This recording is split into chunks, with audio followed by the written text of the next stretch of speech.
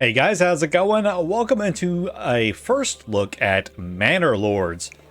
This is a survival city builder game that has been receiving a lot of attention ever since it was first announced quite a while ago.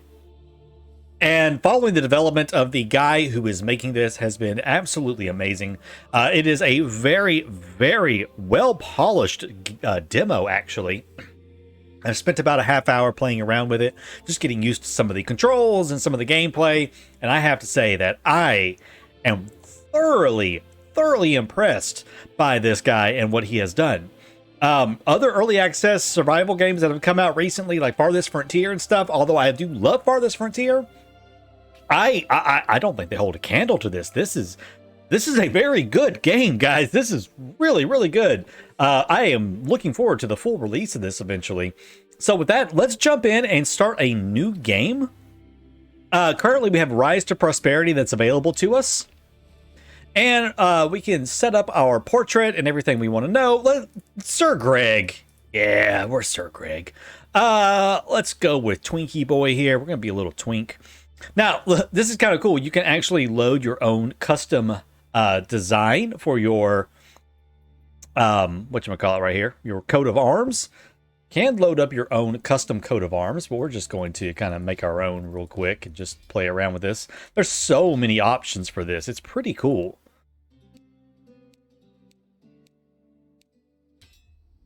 Some of the stuff I don't even know what it means, but it's very interesting. There's you can change several different things on here. You can change the tiling of everything, bigger and smaller, change the angles of stuff. Yeah, it's pretty cool. I am absolutely in love with this customization. All right, let's do some fleur-de-lis. Blue and yellow sounds fun, and then lots of fun little icons over here that we can use. We'll do this right here.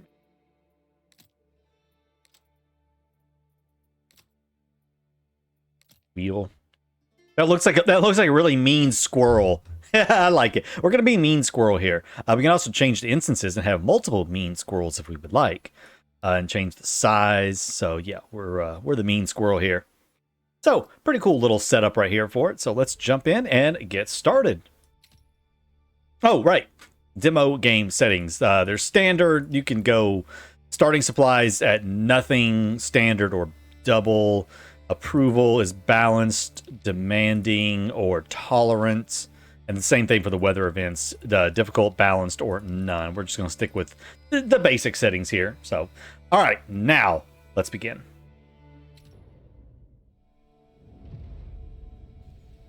All right, here we are. All right, let's go ahead and pause so we can take a look around at a few things. We got our first message right here. So there is a fire at the heart of every settlement, a bastion of safety, warmth, and light against the darkness of the world. On this cold spring morning, your men blow on their fingertips, their breath clouding in the air. But there is a plenty of work to warm them. As the toil begins, you can almost imagine you hear the ring of anvils, the tolling of the bells, the cries of the marketplace. Possibilities.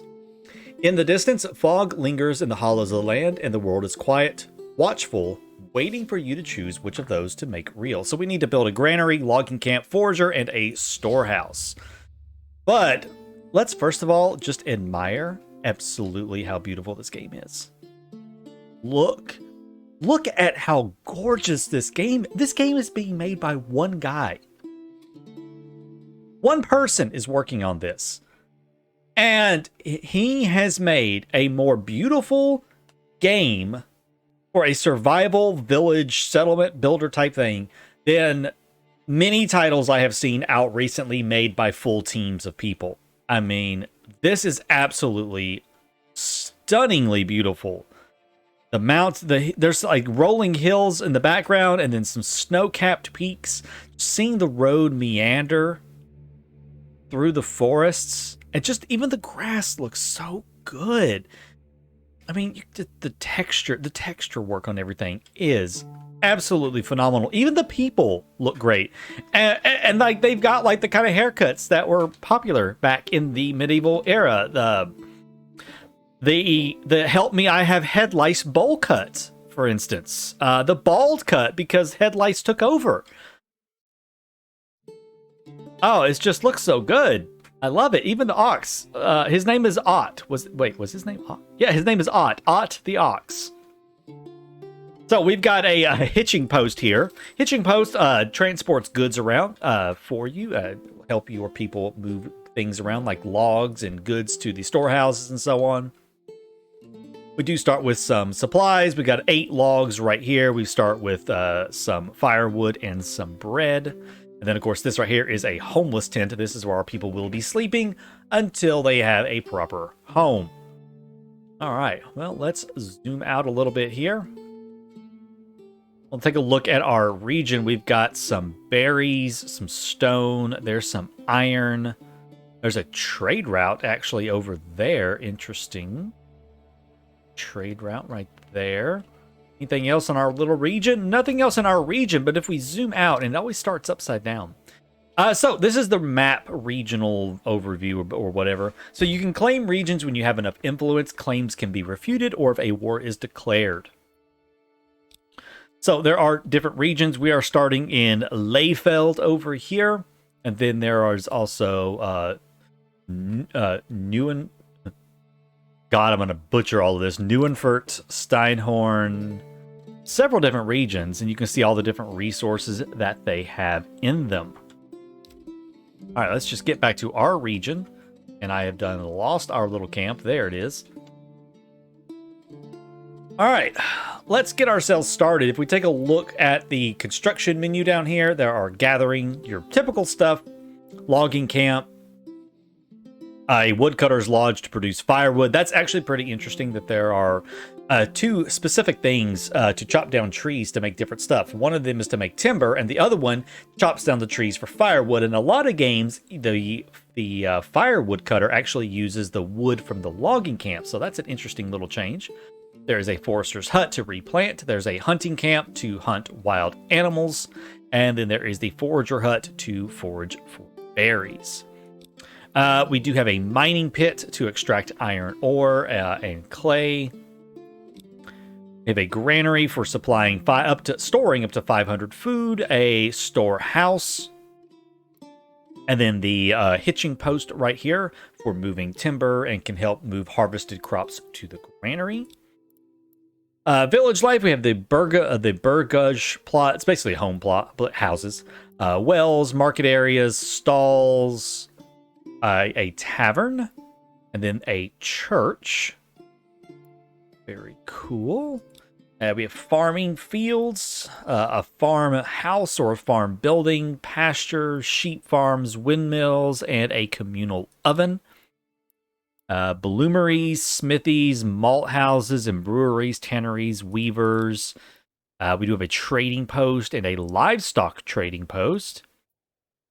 And then there's some administration buildings, gatehouses, a manor house, baileys, tax collectors, and garrison towers. So there are some pretty fun buildings. But let's get started with what we need, and that is going to be a forager house. Now I do want to think about where we're going to put stuff, and I kind of want. I mean, this is not a bad little spot right here. We do want it near the road. It doesn't have to be directly on the road, though. I do like how we've got this little hill right here, though. Kind of like that. I mean, you could build anywhere you want, obviously. You don't have to build like right there, but we are going to kind of start close by. So let's just go ahead and put that there. Going to get ourselves a logging camp, maybe. Get our logging camp right there.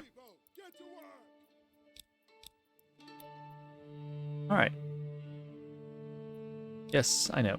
Okay, let's see. And we'll get a granary and a storehouse right there. Okay, cool. So, our people will get to work here pretty soon. I'm going to go ahead and triple speed it. And as you can see, he goes and grabs that oxen. And the oxen brings the timber and is going to bring the timber over. And they're going to start work on all of this. So, let's let them get that built.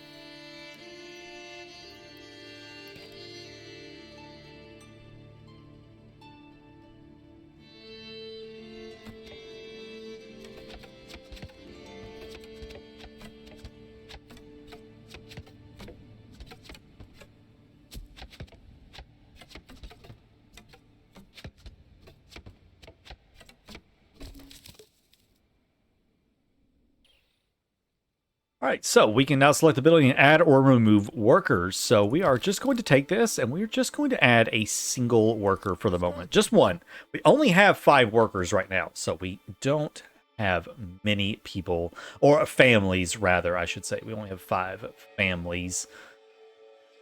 But yeah, so we can't add too many people to this. We do have to maintain, because we do have quite a few buildings we have to build. So, all right, let's just continue on and let them get the rest of our buildings set up, and we'll take a look at our little village. Oh, there went a trader.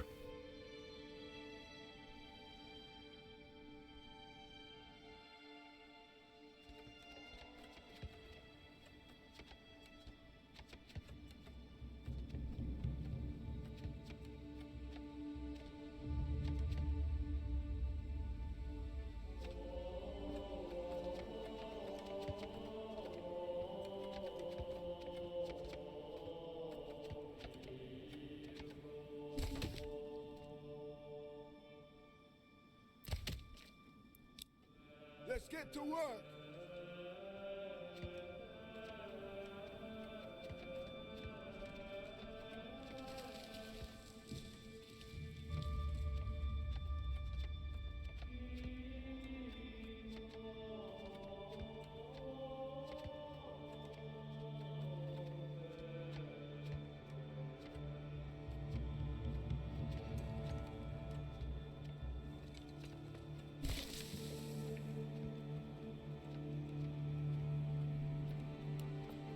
All right, while they are working on the storehouse, let's get down here and take a look. And I also want to, again, just absolutely drool over the texture work and how some of this stuff happens. The road, obviously, going through the region right here, and when you connect a building up to it, it flawlessly creates a connection from the existing road to your building in a way that looks absolutely like it was always there. It's just so nice. So we have our little logging camp over here. Now, I assigned one person to it. Come along. They also talk. They have fully voice-acted lines. It's really awesome. Now, similar to mini games like this, once we have the logging camp, we can set his work area. So I'm going to set him off over here to start cleaning that stuff up.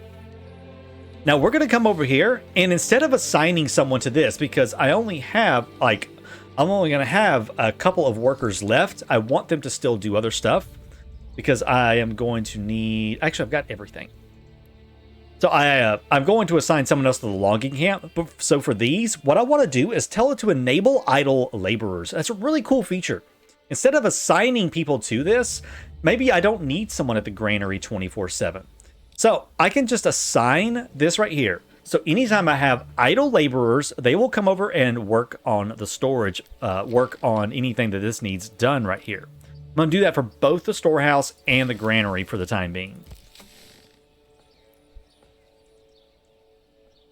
All right, completed that one. Let's get started with the next one. The humble beginnings. Your supplies are dry and secure, and the first stage of work is done. The stories your people tell around the fire are of the many dangers in the world. From beasts to blights, strange tales about foxes who go on a pilgrimage, or small creatures who spin gold from sunset to sunrise. They tell these stories to put common names to their fears. Soon, they'll teach these stories to their own children. It needs space between fears and soon.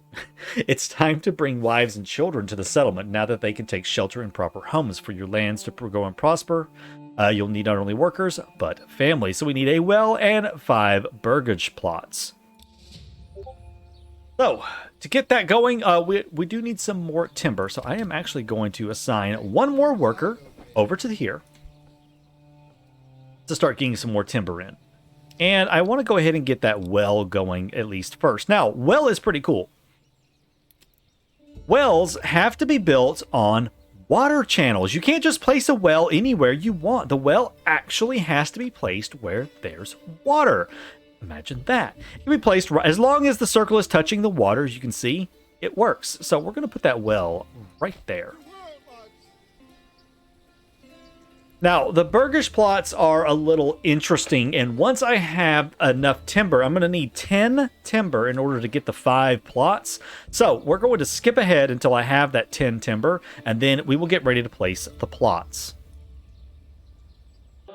One little thing I forgot to show you guys is when something is under construction, if you just hover your mouse over it, it will show you this little icon right here with the hammer, and that circle around it is actually the amount of time it has until the building is done. If you select the building, it doesn't seem to show up anywhere that I've noticed. But it will tell you if all the resources are here, and you can set construction priorities and all of that kind of stuff. But if you're curious about the how far along it is, just mouse over it, and you can look for that little icon right there with the hammer and the circle, and it will show you.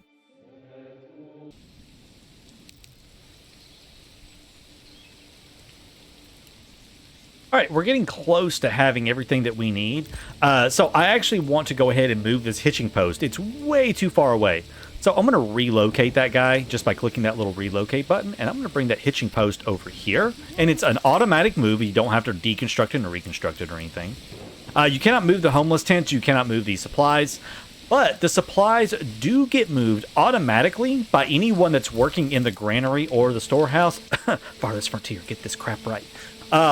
They will go and they will get the supplies from sitting on the ground, and they will transfer the supplies and bring it into storage for you. So pretty nice right there. Got that hitching post a little closer, but it still says it's disconnected. So we are going to start with our roads and hand carts. Some workers can use hand carts to transport goods more efficiently. To enable hand cart transportation, road points from both buildings have to be connected by the road network. So I definitely want to make sure this guy is connected right here. There we go. Our hitching post is connected, and that is going to just enable faster transportation with him as he comes and goes from that. I think I also might want another one, because we are getting a little backed up on that. So let's get another hitching post. I want this one. Oh, I'm at my limit of hitching posts. Never mind, I am at my limit of hitching posts, apparently. Forget it, then. Now, what I'm curious about is, can I... Something I actually have not tried. He's got 5 timber. Oh, he's bringing the logs back over there. I see. Ah, we have enough now. Okay, good. All right, we've got enough logs, so let's get those Burgish plots put down. And this is probably one of the coolest things about this game, is how you do houses. Some buildings have flexible borders. Place 4 points to designate an area. The cursor will snap to the road and other plots to try and create an organic shape. You can leave more space for future extension upgrades. First 2 points mark the front of the house by default. This is by far the coolest way I have ever seen to build houses in a game. So we are going to start here. We're going to bring it over here. We're going to bring it back here. We're going to do this number right here. And there's 4 plots right there. That, ladies and gentlemen, is the coolest thing I have ever witnessed when it comes to placing housing plots in a game. Like, holy crap. Now that one says it's too steep, and that's unfortunate. That's okay though, because I have other spaces over. Actually, right here. I when I first saw that, I was in absolute shock and awe. Road. Oh,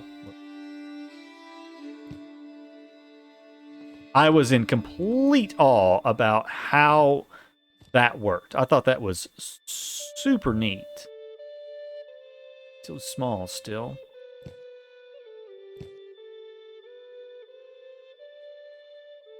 That's like way too.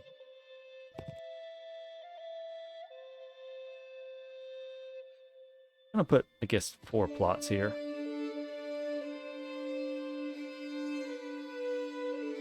Guess you can't do a single plot? Because that's what I'm having trouble with. I can't seem to do a single plot. Oh, there it goes. Okay. Oh, I just had it. Come on. It is a little touchy. There we go. All right. there are our 5 burgage plots. So it's going to take them just a few, but it's like very adaptive. I really love how it builds that. Oh, and it rained. And look, there's even mud. There's mud, guys. It's mud. How cool is that? It is so... it just draws you in. It's like, oh, it just rained. Everything's super muddy. It would actually be cooler if the mud slowed people down on the roads. Oh, look at this. Yeah, you can soon. Trust me. We're working on that. But it builds the houses and stuff to form to the roads. I just think that is really, really neat. Obviously, it's not perfect, as you can see. It gets a little wonky. And remember, this is basically like alpha, basically, at this point still. So it's gonna have some wonkiness, but the concept is super, super cool. And I really like how this is done. Instead of having just a standard plot that you stick down, you can designate how it works and it fits to the road. That just makes me so happy. Oh, he's got a little hand cart. Hey, he's got his little hand cart. He's transporting the berries. Oh, yeah, he's transporting the berries from the forager hut over to the granary. Sweet. Now, if we take a look up here, this is our number of months before supplies run out. This tells you what you have going on. I'm going to slow this down a little bit, by the way. So each person consumes 1 unit of food per month throughout the whole year and 1 unit of fuel in the winter. So currently we have 8 months of food and 17 months of fuel. This is our current settlement level. It's a settler's camp. And yes, there is like a whole tech tree and development and policy stuff, but it's unavailable in the demo. But yeah, there's going to be a whole thing for leveling up. It's pretty cool. This right here will show you total stored goods or total surplus goods. I do like having it on surplus goods so you know what you have in surplus. What types of foods you have. We have berries, bread. There's also meat, vegetables, item IDs. We have item IDs. Those look like desserts possibly of some kind. Salted meat, eggs, and milk. There is firewood and charcoal, timber, stone, tools, lots of different materials, lots of commodities, and equipment for militia and retinues. Then over here, you can see how much livestock you have, your regional wealth for imports or taxed, how much your public order is, your approval rating. Right now, our approval rating is pretty abysmal because we have homelessness and no marketplace. And your total population of peasants, burghers, and artisans, and then your assigned families and your unassigned families. So your just idle villagers. So lots of good information up there. All right, let's get these things constructed so our people will be a little happier. Oh, he's making the little... I believe this is daub. This is called wattle and daub siding or walls. I'm playing a lot of Medieval Dynasty, so yeah, I'm a nerd like that. But yeah, I believe this is daub, is the walls, and then there's a thatched roof. So good. All right, here come the families. So somebody's wife is on the way, it looks like, and they are starting to construct the rest of the housing.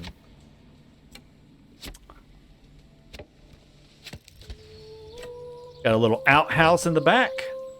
But let's take a look at the burgage plot. So, level 2, not level.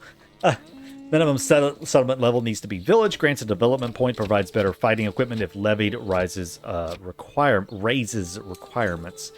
So they do need water and fuel. They will need 2 types of food, some clothing, entertainment, and faith in here. You can take a look at some information here, such as what they have in the pantry, what they have in their generic storage, and who all is living here. So it looks like we currently have Ditz, Grelfine, and Friedline. Interesting. So more than just the one husband and wife can live there. It's pretty fun. it's July. It's summertime. So we've got summertime, June through August. Crop harvests start in late summer. Then we'll be going into autumn, the end of harvest. Plowing and sowing crops recommended for maximum yield next summer. Berries start disappearing, and winter berry deposits vanish. Firewood is required for survival. Sheep shearing is forbidden, and chance of getting ill. I got another house built. And yes, each of the houses have a slightly different look to them. So this one over here has what I would call a stick wattle fence around it, with the thatched roof and the daub siding with some planks on that side right there. This one over here, similar on the walls, except it's a different color. I've also got a different window right there. I don't know where the door is at. Oh, there's not a door. My immersion is broken. Oh, wait, there's a door. It just doesn't have any stairs. Let's just not even ask how they get in there, because I don't even know. But yeah, this is like a plank, and then it's, of course, they do connect up. Oh, wait, no, there's the door. It's right here. I see it. That's the door. It just, he doesn't have steps. I guess he hasn't gotten around to adding steps or anything. But yeah, it also connects up with, a little road coming off of there. So it's just, everything looks a little different, everything has its own little look to it. I love little things like that. I love little things like that. Now, what I am curious about,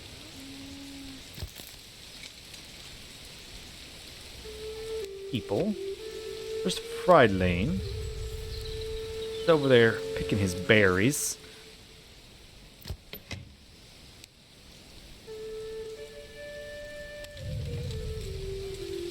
Oh, there she was. I saw her in the house. It says she's waiting. Oh, no, there she goes. Okay, so that's actually something I was wondering about, and I was a little bit wrong about how that works. So, you are not assigning individual people, it looks like. Looks like you're assigning actual families. Yeah, it looks like I've assigned actual families to this. Is what it's kind of looking like. Kinda, sorta? Sorta, maybe? We do have... Because we have her out there as a forager. So possibly this is... I mean, it does say add workers. Let's go, people.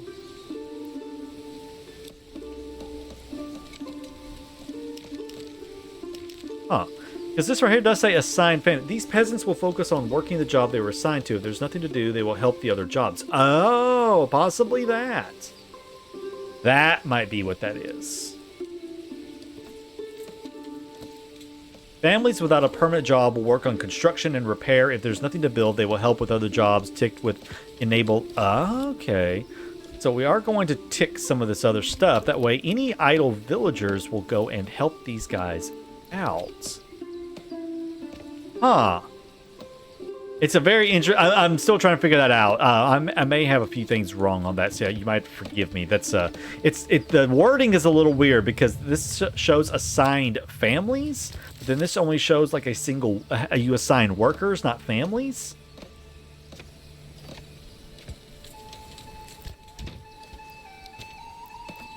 So it's a little... Oh, I didn't even see this. Family joins one of the settlers on a Burgage plot. Oh, okay, I didn't even see this little thing right here. Oh, cool. So we still have some exposed stock. Yeah, it's this up here. It's this the tools and the firewood. So he's transporting those goods all the way down to the storehouse. It'll take him a little while, but he'll get there. All right, let's triple speed this and go ahead and get through it. See everybody over here working together to get the house built. While the women are out gathering the goods, the men are building the house. There's another one done. Oh, look, it's even got some stuff in the backyard. And oh, he's got like a little back entrance. Oh, that's so cool. It's just some extra little, like just some random little things. Oh, this is just, I just love it. I love the little odd little stuff like that. All right, we apparently have leveled up. We are at a new development point now. Very cool. Looks like we are a small village. Very, very cool. So, bring. Can rename it there. I was wanting to look and see. Okay. As you walk the perimeter surveying your village, with a pride, a woman walks past you. She's bent nearly double under a sack. You ask how long she's been walking. She tells you it takes her half a day now to get all the food she needs for her family from the hunters and farmers that surround the village. Only there was a marketplace. Well, I imagine that's what we're going to have to do. We're going to need 3 level 2 burger plots, a food stall, a firewood stall, and a clothing stall. Okay. And I believe, guys, that is going to have to wait for the next episode. I just give you a little taste of what this game is going to be like, because I am definitely going to be playing this a little bit more, and we're going to continue on for a little bit more to keep building our little settlement here. But I at least wanted to get this off the ground and see what you guys think of it. Let me know down below in the comments what you think of Manor Lords so far. I am very, very pleased and impressed with this game, as it were, at the moment. It is very, very interesting. I am looking forward to building some more stuff, expanding our settlement out some more, and seeing how it goes. So with that, guys, thank you so much for joining me. I hope to see you in the next one. Until then, take care.